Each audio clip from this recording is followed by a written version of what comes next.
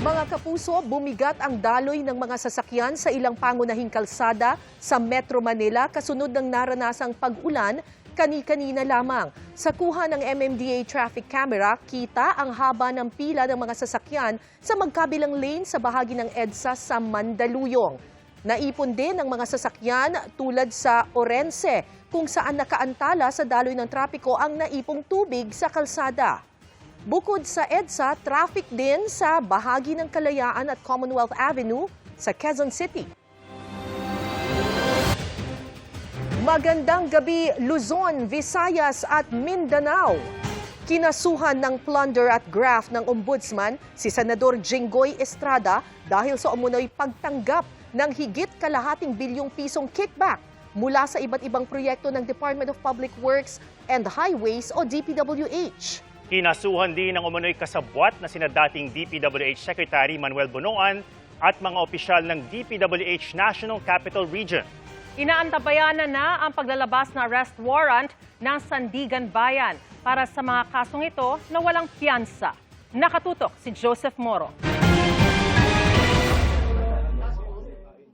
Sa pamumuno ni Assistant Ombudsman Miko Clavano, isinampa ng Office of the Ombudsman ang mga kasong plunder at graft laban kay Senador Jinggoy Estrada. Ang akusasyon, tumanggap siya ng 573 million pesos na halaga ng kickbacks. Pera mula sa iba't ibang infrastructure projects ng Department of Public Works and Highways o DPWH na sistematiko umanong idineliver sa kanya. Our evaluation shows that substantial public funds were deliberately funneled into designated infrastructure projects in exchange for predetermined commission fees or kickbacks. Case records point to an accumulated sum of illicit payouts amounting to an aggregate sum of over 573 million pesos, which were systematically delivered to the principal respondent, Senator Jinggoy Estrada. Sinabi sa isinampang kaso na ang pangungulimbat ginawa umano sa pamamagitan ng mga insertion sa budget at paglalagay ng alokasyon sa mga piniling proyekto ng DPWH para sa taong 2025. Dati nang sinabi ni Estrada na walang record ang Senado na meron siyang insertion. Sagot dyan ng Ombudsman, hindi doon nakalagay ang lahat ng hakbang sa paggawa ng budget. This certificate does not capture all stages of the budgetary process, wherein insertions may be made in a layered method. Kinasuhan din ang mga umunoy kasabwat niya na sina dating Department of Public Works and Highways Secretary Manuel Bonoan at mga opisyal ng DPWH National Capital Region na sina Assistant District Engineer Denril Cesar Cortuna at mga district engineers na sina Manny Bulusan at Arturo Gonzales Jr. Hindi na sinampahan ng kaso mga state witness na sina dating DPWH Undersecretary Roberto Bernardo, NCR Regional Director Gerard Opolencia at dating Bulacan 1st District Engineer Henry Alcantara. Wala na rin kaso si dating DPWH Undersecretary Maria Catalina Cabral dahil pumanaw na ito. No bail o walang bail na inirekomenda ang Ombudsman sa Sandigan Bayan laban kina Senador Estrada. Ang sunod na proseso nito ang paglalabas ng arrest warrant ng Sandigan Bayan. Niraffle na ng Sandigan Bayan kung anong dibisyon ang maglalabas ng warrant at didinig sa kaso.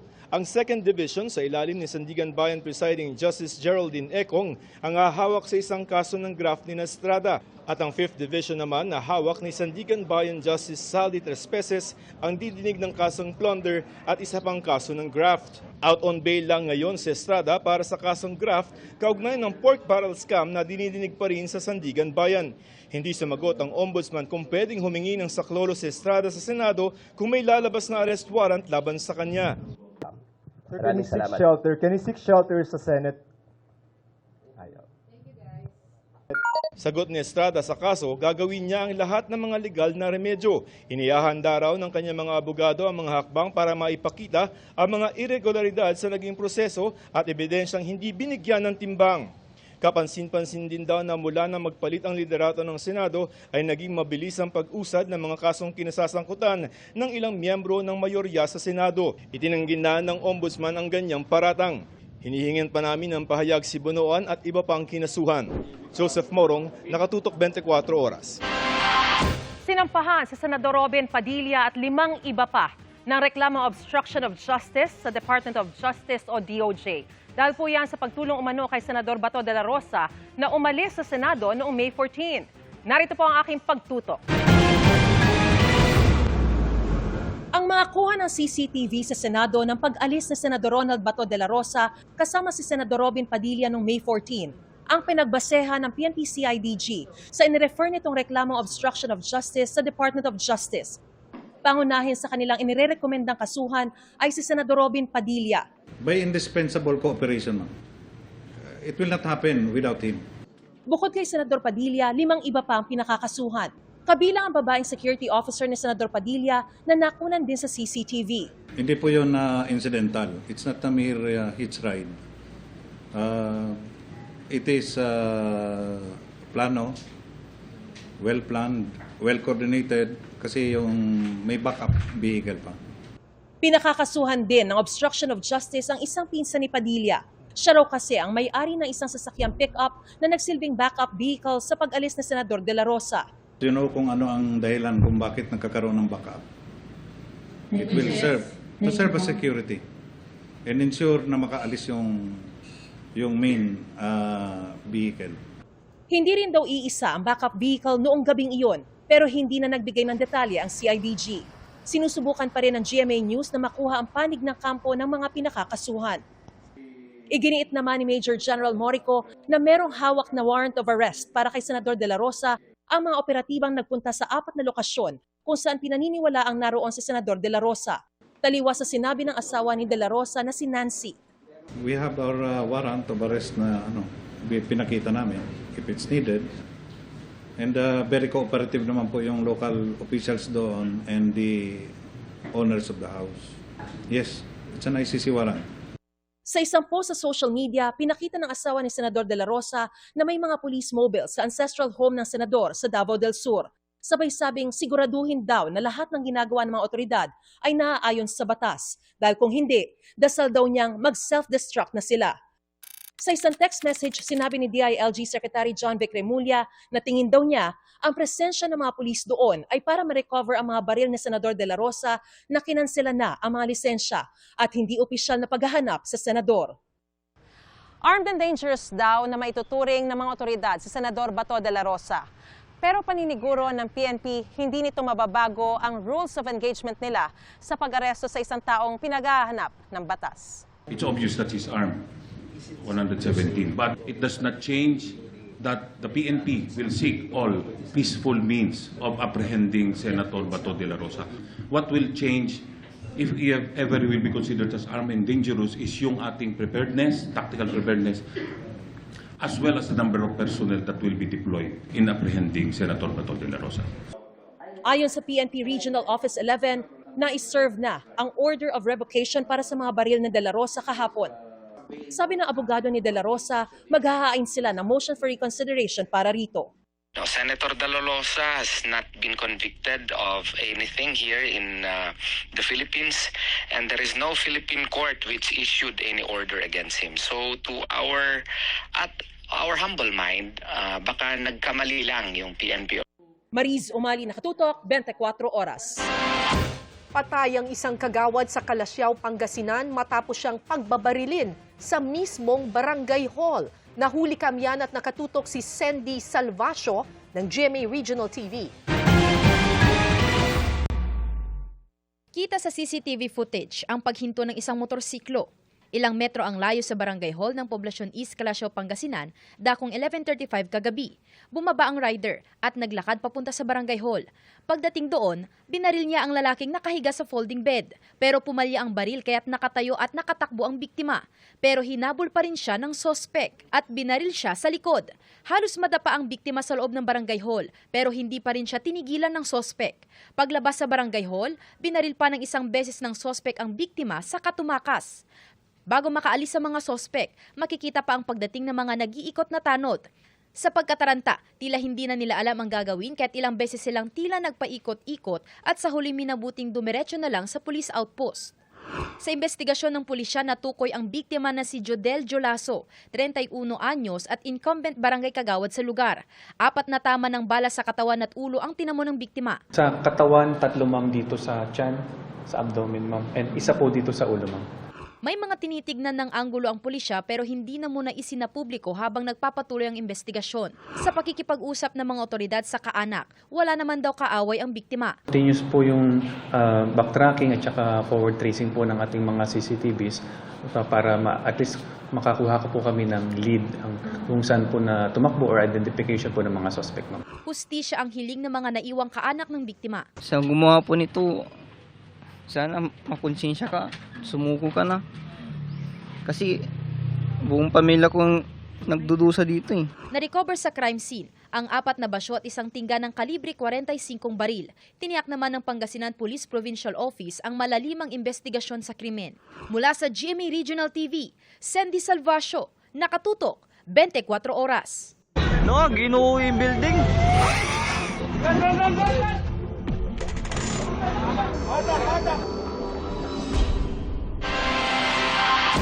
Isa pang bangkay ang nakuha sa gumuhong gusali sa Angeles, Pampanga. Dahil dyan, umakit na sa 5 ang kumpirmadong patay sa trahedya. Ang latest sa search and rescue sa live na report ni Oscar Oida. Oscar? Yes, Atom, gaya ng sinabi mo, umakyat na nga sa 5 ang bilang ng mga naitalang nasawi sa nangyaring pag-uho ng gusali dito sa may barangay Balibago, Angeles, Pampanga.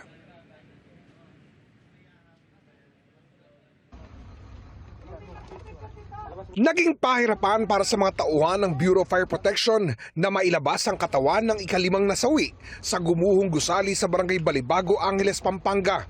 Kung tutusin, pasado la 6 pa kagabi nang matukoy ng K9 unit ang kinaroroonan nito sa may bandang harapan ng gumuhong gusali. Pero mag-alas 8 na ng umaga kanina nang mailabas ang biktima.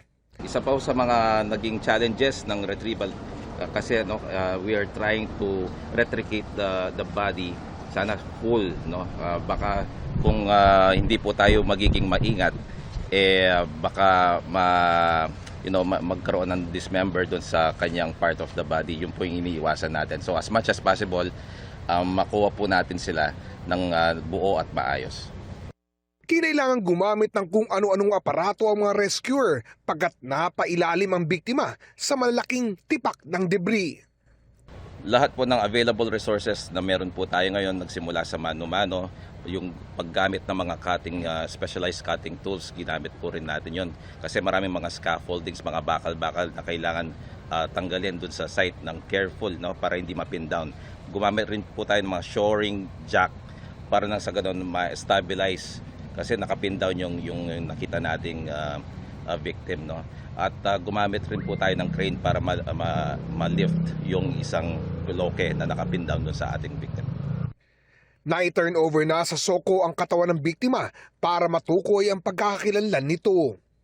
Male pero unidentified kasi ang labi po niya medyo nasa na state of decomposition na po, kaya hindi pa natin madidetermine as of now. Hihintay po tayo ng statement sa SOCO at alam po natin na meron yatang cellphone yung victim. So titingnan po natin kung baka makakuha po tayo ng information kung sino po yung unidentified na victim po na ito. Sa buong maghapon, patuloy ang ginawang paghahanap sa mga biktima. Hindi pa rin daw nila iniaalis ang posibilidad na may nabubuhay pa sa tinatayang nasa 15 pang kataong naiipit sa guho. Citing yung mga past rescues in the past disasters na dumating yung nasa 2 weeks and then pag minsan meron pang mga survivors na nakukuha. So hindi pa rin sumusuko yung paghahanap sa mga survivors. Lalo namang di pa nauubusan ng pag-asa ang mga kaanak ng naipit sa guho. Ang OFW mula Australia na si Christina Angkaw, nagsadya kanina sa lugar kasama ang kapatid na si Lorena upang makibalita sa kapatid nilang pinaniniwalaang na-trap din sa guho. May tindahan daw ang kapatid nilang si Joey at ang asawa nito sa gilid ng gusali. Panawagan ko lang po sana po masagip sila at buhay po sila. Hindi pa rin po kami nawawalan ng pag-asa na hindi lang po kapatid ko, pati rin po yung ibang Pero mas maganda po na kung buhay sila mas maayos. Noong Sabadong yun, tumawag po ako, sabi ko, bibisita kami dyan ng linggo kasi magluluto kami, dadali namin dyan, salo-salo tayo, sabi ko sa kapatid. Samantala, Atom, kani-kanina lamang inanunsyo ni Angeles Mayor John Lazatin sa mga miyembro ng media na may na-detect na naman daw ang kanilang K9 unit doon din sa lugar kung saan nakita ang biktima kaninang umaga. At dagdag pa dyan, kinumpirma ni Mayor Lazatin na nakipag-ugnayan na raw sa kanila ang may-ari ng gusali maging ang kontraktor nito at nangako raw itong tutulong sa pag-rescue maging sa mga gastusin ng mga kaanak ng mga biktima. Atom? Maraming salamat, Oscar Oida. Wala pa pero malapit na. Yan ang sagot sa mga nagtatanong kung tag-ulan na ba. Wala pa man, may mga binahana sa Metro Manila dahil sa ulan. Nakatutok si Mark Salazar. Pasado alas 3 ng madaling araw kanina nang umulan ng malakas sa maraming parte ng Metro Manila. Mabilis tumaas ang baha sa kahabaan ng EDSA, lalo sa may barangay Apolonio Samson. Pati sa Muñoz at sa Balintawak. Nagulat ang ilan dahil tag-init pa, di ba? Yung mintong ulan ang lakas-lakas eh. Kaya dito ako dumaan, aakit ng tubig dyan eh. Pero issue, sa katulad namin nagsasidecar, hindi na kami makapaghatid dahil sa lalim ng tubig. Mabilis po, pero nag-ano naman siya kaagad, sandali lang. Humuhupa kaagad. Bahagyaring binaha ang bahagi ng Rojas Boulevard sa Maynila. Nakita ng Pag-asa sa kanilang radar ang severe thunderstorm na ito na tumagal ng 2 to 3 hours. Sa ganito po na medyo nag-exceed siya ng 2 to 3 hours, medyo multiple cells na po yun. Ibig sabihin parang maraming mga thunderstorm cloud na magkakadikit. Mas matagal yung parang pagbuhos niya kasi halimbawa po isang thunderstorm cloud maglalas ng 1 to 2 hours. May another na naman na madedevelop na another thunderstorm cloud. So magpaprolong po yun. Ayon sa Pag-asa, sa Sabado magsisimula ng mas lumakas ang southwesterly winds dahil sa paparating na bagyo. Ang paglakas niyan pwedeng maging daan sa pagkakaroon ng habagat na isa sa mga indikasyon na talagang nalalapit na ang opisyal na tag-ulan season. Patuloy na imo-monitor kung magiging sapat sa required na rainfall ang maitatala sa ilang Pag-asa station sa loob ng 5 magkakasunod na araw. Itong tropical storm, Jangmi, ang binabantayan ng Pag-asa. At ang sabi ng Pag-asa, anytime papasok to ng PAR, will intensify para maging typhoon. Pero hindi yan magla-landfall sa atin para manalasa. Pero yung epekto niyan ay yung hihilahin niyang habagat. Sabi ng Pag-asa, starting Saturday, magpapaulan na sa Palawan, parts of Mindanao and Visayas, at itong western part ng Luzon. We are also looking dito sa may part ng Mimaropa, especially sa may Occidental Mindoro, pati sa may parts ng Zambales, Bataan, kung saan pwede tayo makarecord ng mga maximum rains ranging from 50 to 100 mm. At habang nananagiliran ng bagyo sa ating eastern seaboard, hihilahin niya rin paangat ang habagat para mas magpaulan pa sa maraming lugar. Since paangat po yan, so yung trough nitong bagyo po pwede nang makaapekto dito sa may parts ng Ilocos Norte, maging dito sa may Cagayan, tapos Batanes. Si Tropical Storm Jangmi, na papangalanan nating Doming, ay inaasahang lalakas pa sa mga susunod na araw. Lalong maghanda sa mga bagyo pag umiiral na ang El Nino. Based naman po sa nakita ng mga studies, mas dumatami yung mga bagyo na under typhoon to super typhoon during El Nino. However, much less yung landfalling. Mark Salazar, nakatutok 24 oras. Good evening mga kapuso! Malapit ang mapakinggan ang pangmalakasang boses ng kabataan sa The Clash Teens. Ang mga bagong miyembro ng Clash Panel. Ano-ano kayang hinahanap sa Teen Clashers? Ichichika yan ni Athene Imperial.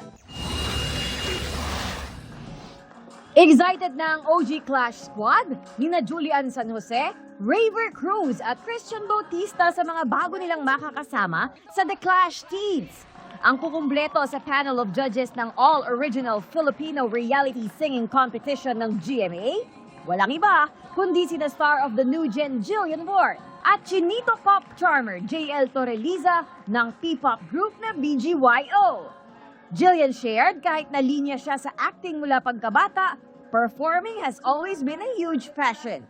Ang gusto niyang i-share sa Teen Clashers, they should keep on going. Kasi syempre meron tayong magiging failures on stage, hindi palaging perfect yung mapapakita natin. But dapat just always try and give it your all. Dapat vina-value talaga nila yung disiplina.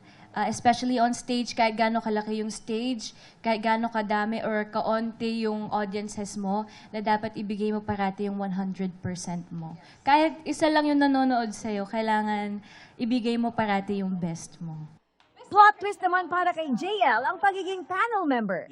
Hindi man siya pinalad na manalo sa The Clash Season 1. Look at him now. He's giving major glow up. Gusto ko ma-share yung kung ano yung na-experience ko before, kung ano yung mga routine ko bago sumalang, like paano mawala yung kaba, yung takot, and sa pagpili din ng mga songs. Gusto ko maging inspiration sa kanila para sa mga susunod na performances ng mga Teen Clashers. Dagdag ni Limitless star Julian, talagang ang The Clash, it really opens doors for everybody and especially for aspiring artists talaga. And katulad nga na sinabi ni Reyna, hindi nagsastop yung journey nila sa The Clash. Take it from seasoned crooner Christian. Kahit na laging fresh vocals at lit performance ang hinahanap ng judges, may character daw na hindi dapat mawala sa aspiring singers. It's still always the discipline. The discipline na talagang magpa-practice ka, gagawin mo ang best mo. Kung ang authenticity mo ay hindi bagay sa current innovation, huwag muna. Pero kung bagay naman ang bagong innovation sa kung sino ka talaga, why not? Sa bagong season ng The Clash na mapapanood sa June 7, teens ang bibida sa The Clash Arena. Nakaka-excite at the same time kasi every season, different yung feeling. Parang laging fresh new show lagi. Mga Clashers natin, nakaka-proud talaga kasi dahil sa sipag nila at sa angking talento. Mapapanood na sa Kapuso stream ang behind the scenes at real-life struggles ng Teen Clashers sa digital series na Behind the Clash. Athena Imperial updated sa Showbiz Happening.